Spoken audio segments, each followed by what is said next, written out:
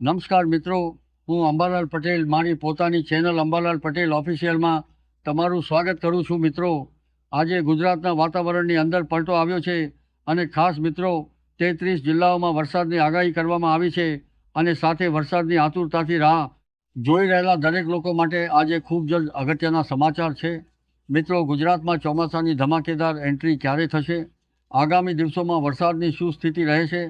કયા જિલ્લાઓમાં pre monsoon activity જોવા મળી શકે છે? વાવણી લાયક વરસાદ ક્યારે આવશે?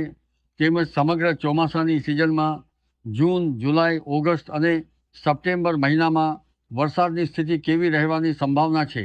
મિત્રો, આ વર્ષે ચોમાસાની શરૂઆત દક્ષિણ ભારત તરફથી સારી ગતિએ થઈ છે.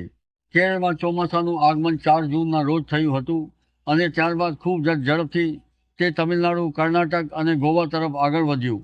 મહારાષ્ટ્રના દક્ષિણ ભાગ સુધી પણ ચોમાસાની પ્રગતિ નોંધાઈ ચૂકી છે.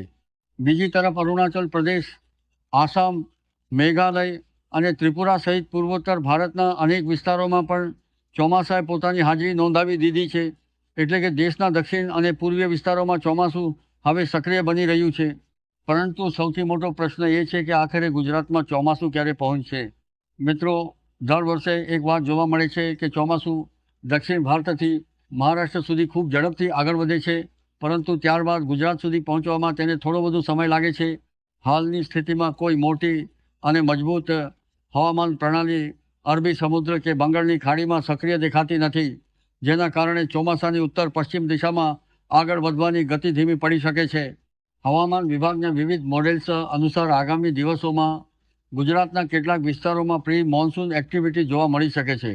ખાસ કરીને દક્ષિણ ગુજરાત, ગીર સોમનાથ, અમરેલી, ભાવનગર અને આસપાસના વિસ્તારોમાં ગાજવીજ સાથે છૂટાછવાયા વરસાદની શક્યતા દર્શાવવામાં આવી રહી છે.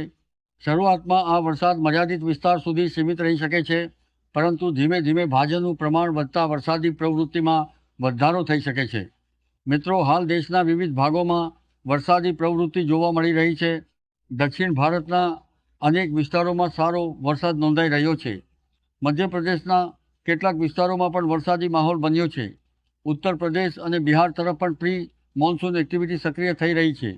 હવામાન નિષ્ણાતોના મતે જ્યાં સુધી ચોમાસું ઉત્તર પ્રદેશ અને બિહાર તરફ વધુ આગળ નહીં વધે ત્યાં સુધી ગુજરાતમાં તેની સત્તાવાર એન્ટ્રી થવાની શક્યતા ઓછી રહે છે. હાલની સ્થિતિમાં પૂર્વીય પાંખ વધુ સક્રિય દેખાઈ રહી છે અને આગામી દિવસોમાં તે વધુ ઝડપથી આગળ વધી શકે છે.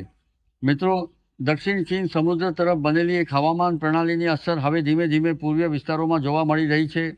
આ સિસ્ટમના કારણે પૂર્વીય ભારત તરફ ભેજનું પ્રમાણ વધવાની શક્યતા છે અને ત્યારબાદ ચોમાસાની પ્રગતિમાં ફરી ગતિ આવી શકે છે.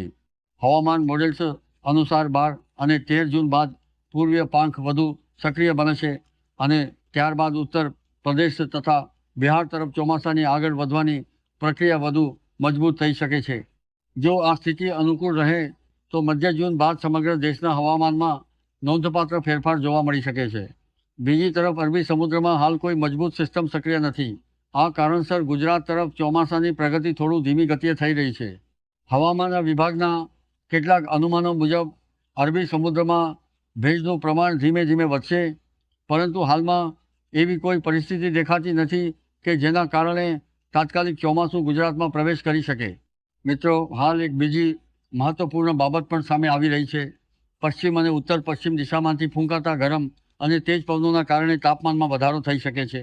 કેટલાક વિસ્તારોમાં તાપમાન ફરી એકવાર 42થી 43 ડિગ્રી સેલ્સિયસ સુધી પહોંચી શકે છે. આ ગરમ પવનો વરસાદી સિસ્ટમોને ગુજરાત તરફ આગળ વધવામાં થોડો સમય રોકી શકે છે. જો કે હવામાન નિષ્ણાતોના મતે આગામી દિવસોમાં પવનની દિશામાં ફેરફાર થવાની શક્યતા છે અને ત્યારબાદ ભેજવાળા પવનો ગુજરાત તરફ ખેંચાઈ શકે છે. જો આવું થાય તો પ્રી મોન્સૂન એક્ટિવિટી વધુ સક્રિય બનશે અને વરસાદી વાતાવરણ વિકસિત થઈ શકે છે. મિત્રો, ખેડૂતો માટે સૌથી મહત્વપૂર્ણ પ્રશ્ન એ છે કે વાવણી લાયક વરસાદ ક્યારે આવશે? હાલના અનુમાન મુજબ જૂન મહિનાના ત્રીજા સપ્તાહથી લઈને ચોથા સપ્તાહ દરમિયાન ગુજરાતના અનેક વિસ્તારોમાં પ્રી મોન્સૂન વરસાદની પ્રવૃત્તિમાં વધારો થઈ શકે છે. આ સમયગાળા દરમિયાન કેટલાક વિસ્તારોમાં સારો વરસાદ નોંધાઈ શકે છે, જે ખેડૂતો માટે વાવણીની તૈયારી શરૂ કરવા માટે ઉપયોગી સાબિત થઈ શકે છે. જો કે વાવણીનો અંતિમ નિર્ણય સ્થાનિક વરસાદની સ્થિતિ અને જમીનમાં ભેજના પ્રમાણને ધ્યાનમાં રાખીને લેવો જરૂરી રહેશે.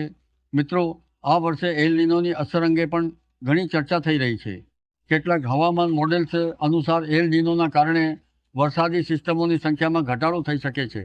સામાન્ય રીતે જ્યારે એલ નીનો સક્રિય હોય ત્યારે ભારતીય ઉપખંડ તરફ આવતા ભેજવાળા પવનોની તીવ્રતા પર અસર પડે છે.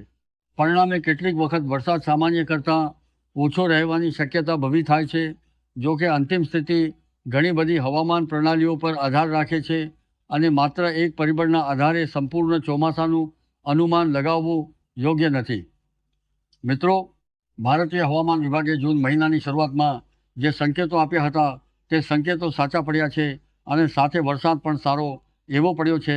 તો મિત્રો, આ હતી આજની અગત્યની માહિતી. તો મિત્રો, જો તમને વિડીયો પસંદ આવ્યો હોય તો વિડીયો લાઈક કરો, શેર કરો અને ચેનલને યાદથી સબસ્ક્રાઈબ કરી દેજો.